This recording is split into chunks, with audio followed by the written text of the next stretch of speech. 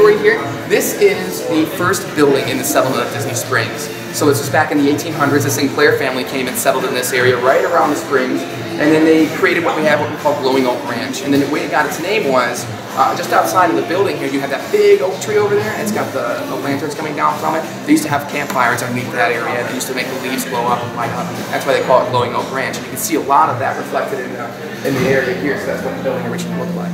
So this, if you go back to the front, you start to see that we call that the living room, and we just call it sort of the barn area. You'll see that the building's going to change as you go through it, because after they had finished ranching, you know, they had started moving to a different realm when their son went to a World's Fair in the 1900s and tried the first hamburger, and he loved it. So he brought it back, and then he had everyone try it. They all loved it too. They turned it into a restaurant. So what better way to get out of the cattle business than to use that same knowledge and product into feeding your ranching. So as you come through, you'll see that the condiment bar that we have up here is like one of the original stoves that they had in the house. The roof will change. You'll see that we have a classic Florida Southern style building in some parts, and in other areas it's a little bit more modern.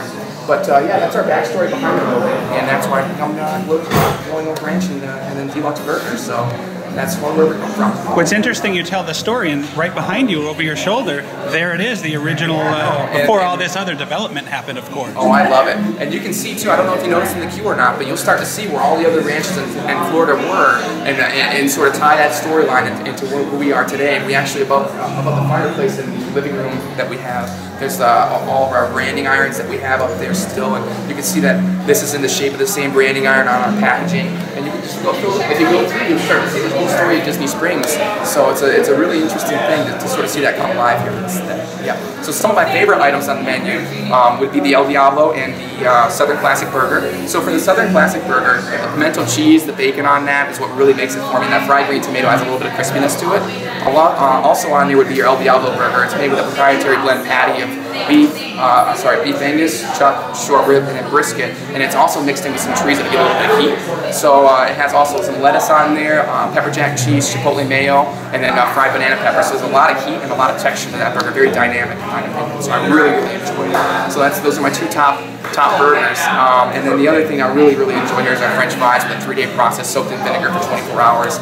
Heated up, cooled down, and then fried to perfection right here before you. So you're going to have a nice crispy fry with a little bit of a vinegar back taste there that you're really enjoying. Oh yes, Amaret's Patisserie. A lot of what we have here is going to be made in-house by our sister restaurant, Amaret's Patisserie, down by Walt and Disney. So the buns that we have here are made by Amaret's Patisserie. Our artisanal gelato shakes are the gelatos made in-house over at Amaret's Patisserie. The D-Luxe Burger macaron dessert that we have here